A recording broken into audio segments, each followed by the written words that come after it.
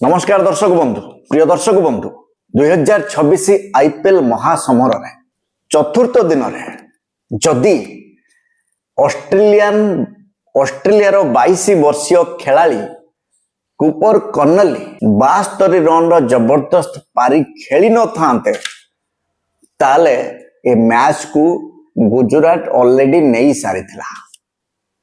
हाँ दर्शक बंधु ये जो ऑस्ट्रेलियन खिलाड़ी जो खेल खेलिले 5टा चौका 5टा छक्का आपण भावंतु जदि गुजरात आउ बेसी 20-25 रन कर ताले मैच से नहीं जाते। प्रथमे बैटिंग करी गुजरात टाइटन 162 रन बदल रे जदि 192 रन कर मैच से नहीं जाते। मानिबा को पड़िबो प्रसिद्ध कृष्णा को तीन टा विकेट जो नहीं गले आपण लक्ष्य करथिबे पंजाब रो जो खिलाड़ी माने थिले पंजाब रो जो ऑडियंस माने थिले तांगा मुंह केमते सुखी जाइतिला। समस्त कहले खेल बुली जीवो किंतु धन्यवाद से खिलाड़ी को से 22 वर्षीय खिलाड़ी को कूपर कर्नली को जे सेकेंड डाउन रे आसिकी मैच जिते की गले। तेणु ये बहुत सारा कथा शिखा मिलूँ दर्शक बंधु। क्रिकेट हूँ अनिश्चिततार खेल जदि शेष पर्यंत जड़े संघर्ष जारी रखिब शेष पर्यंत जड़े जदि दृढ़ इच्छा शक्ति सहित खेल ताले किछि भी हो पारिबो। एबे आसीबा मेन टॉपिक आपण मानकू जे आपण मानकू टीम भल भल पैसा देके आपण को चुक्ति करूची तेणु आपण मानकर रेस्पॉन्सिबिलिटी होची भलरू भल खेलिबा पई। प्रथमे गुजरात टाइटन जमती खेल खेलिला एमिते कोन आशा करा जाउथला जदियो कंटेस्ट हैला मैच किंतु T20 क्रिकेट रे 160-150 रन बड़ रन नुहे 200 रन को चेस करी दिया जाउची आ ये 160-162 रन कौन बड़ रन जदि आउ 20-30 रन करिथांता गुजरात टाइटन्स ताला आराम से मैच जीती जाइथांता। तो एमाने केते एमाने गुजरात बैटर माने एते कम रन कले जा फल रे कि कष्ट तो हैला पंजाब को जीतिबा पई किंतु जीति नेला कि नहीं। एमाने केते रन कले साई सुदर्शन जहां को ऊपर टीम आशा भरोसा विश्वास करुला से कले मात्र 13 रन एटा कौन 13 रन करवा कथा। तापरे सुमन गिल जे दलर कैप्टेन जे टीम रो कैप्टेन जहां को ऊपर आशा भरोसा 100% टीम करिथिबो किंतु सी कले 39 रन 39 रन से भलिया बैट्समैन कौन 39 रन करवा कथा से 39 रन कले। जॉस बटलर जो बाहर रो खिलाड़ी जहां ऊपर बहुत सारा भरोसा करा जाउतला सी कले 38 रन 38 रन एते बड़ बैट्समैन कोन 38 रन रो संतुष्ट होबा कथा। तापर जदि देखिबा ग्लेन फिलिप्स सी कले मात्र 25 रन वाशिंगटन सुंदर 18 रन शाहरुख खान 4 रन। जदि गुजरात रो बैटर माने एतिकी रन सब करिवे रन कौन 200 पर्यंत पहुंचबो माने जीती जाइथांता माने जीतु जीतु हारी गला होची गुजरात आउ हारू हारू जीती गला होची पंजाब।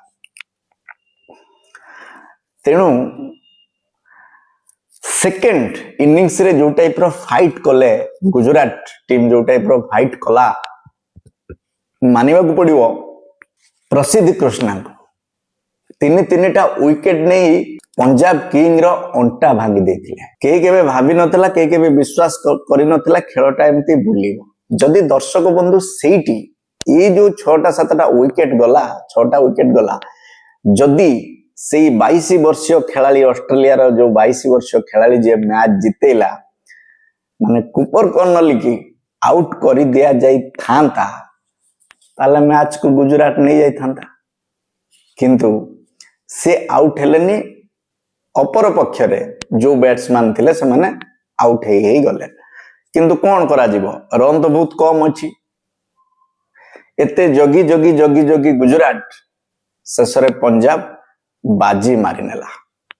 ତେଣୁ ମୁଁ ସେଇଥିପାଇଁ ଟାଇଟେଲ ଦେଇଛି ଅଷ୍ଟ୍ରେଲିଆର ଖେଳାଳି ବଞ୍ଚେଇ ଦେଲା ପଞ୍ଜାବକୁ, ନହେଲେ ପଞ୍ଜାବ ଆଜି ହାରି ଯାଇଥାନ୍ତା ଗୁଜୁରାଟ ପାଖରୁ। ତେଣୁ ଗୁଜୁରାଟକୁ ବି ଏଠି ଶିଖିବାର ଅଛି, ଗୁଜୁରାଟ ଟାଇଟନ୍ସ ଟିମକୁ ଶିଖିବାର ଅଛି, ଖାସ କରି କ୍ୟାପ୍ଟେନ ହଉ, ଯୋଉ ବଡ ବଡ ବ୍ୟାଟ୍ସମ୍ୟାନ ଅଛନ୍ତି, Sai Sudharsan, Shubman Gill, Jos Buttler, Glenn Phillips, ଏମାନେ ଯଦି ରନ୍ ଟିକେ ଅଧିକ କରିଥିଲେ, ଯଦି ଏମାନେ ଅଧିକ ରନ୍ କରିଥାନ୍ତେ, ହୁଏତ ଆଜି ମ୍ୟାଚ ଗୁଜୁରାଟ ଜିତି ଯାଇଥାନ୍ତା, କିନ୍ତୁ ସେତିକି ହେଇପାରିଲାନି। ପଞ୍ଜାବ ଟିମ୍ ଭାବୁଥିଲା ସେ ଇଜିରେ ଜିତିଯିବ। ଷ୍ଟାର୍ଟିଂ ରୁ ଯୋଉ ଓପନିଂ ବ୍ୟାଟ୍ସମ୍ୟାନ ଭଲ ଖେଳିଲେ, କିନ୍ତୁ ପାସା ପଲଟିଲା ଭଳିଆ ୱିକେଟ ପରେ ୱିକେଟ ତାପରେ ପଡିବା ଆରମ୍ଭ ହେଇଗଲା। କିନ୍ତୁ ଗୋଟିଏ ବ୍ୟାଟ୍ସମ୍ୟାନ ଷ୍ଟାର୍ଟିଂ ରୁ ଏଣ୍ଡିଂ ପର୍ଯ୍ୟନ୍ତ ଜିତେଇକି ଗଲେ, ସେ ହଉଛନ୍ତି କୁପର କର୍ଣ୍ଣଲି। 22 ବର୍ଷର ଖେଳାଳି, ମାନିବାକୁ ପଡିବ, 5ଟା ଛକା 5ଟା ଚୌକା ମାରିଥିଲେ, 44 ବଲରେ 77 ରନ୍ କରିଥିଲେ, ଆଉ 34 ବଲର ଅର୍ଦ୍ଧଶତକ କରି ପଞ୍ଜାବର ଦର୍ଶକ ମାନଙ୍କୁ ଖୁସି କରିଦେଇଥିଲେ। ତେଣୁ ଦର୍ଶକ ବନ୍ଧୁ, କ୍ରିକେଟ ହଉଛି ଅନିଶ୍ଚିତତାର ଖେଳ। ଆମେ ଷ୍ଟାର୍ଟିଂ ରୁ ଏବେ 4ଥ ଦିନ ଖେଳ ସରିଯାଇଛି, ଆଜି ହଉଛି 5ମ ଦିନ ଖେଳ। এই 4th ଦିନ ମ୍ୟାଚରେ ଆପଣ ମାନେ ଦେଖୁଥିବେ ଯୋଉ ମ୍ୟାଚ, ଯୋଉ ଟିମ୍ ସବୁ କେମିତି କୋଉ ପର୍ଯ୍ୟାୟରେ ସବୁ ଜିତୁଛନ୍ତି। ଦେଖାଯାଉ ଆଗକୁ କଣ ହଉଛି। ଦର୍ଶକ ବନ୍ଧୁ, ଶେଷରେ ପଞ୍ଜାବ ଟିମ୍ ତରଫରୁ ଖେଳୁଥିବା ଅଷ୍ଟ୍ରେଲିଆରେ 22 ବର୍ଷୀୟ ଖେଳାଳି କୁପର କର୍ଣ୍ଣେଲିଙ୍କୁ ବହୁତ ସାରା ଶୁଭେଚ୍ଛା, ବହୁତ ସାରା ଅଭିନନ୍ଦନ ଭାରତର ମାଟିରେ।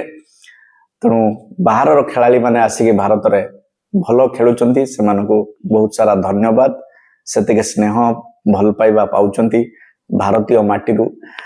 ଇଏ ଖେଳ ଯାହା ବି ହେଲେ ଆମ ରାଜ୍ୟ ଭିତରେ ଖେଳ, IPL ଗୋଟେ ବେପାର ଦୃଷ୍ଟିକୋଣରୁ ଏକ କରାଯାଉଛି, ସେଥିରେ ବି ଦର୍ଶକ ମାନେ ଏକ୍ସାଇଟମେଣ୍ଟ ଦର୍ଶକ ମାନଙ୍କର ବଢି ଯାଉଛି, ସେଥିରେ ବି ଦର୍ଶକ ମାନେ ଖୁସି ହେଇକି ଦେଖୁଛନ୍ତି।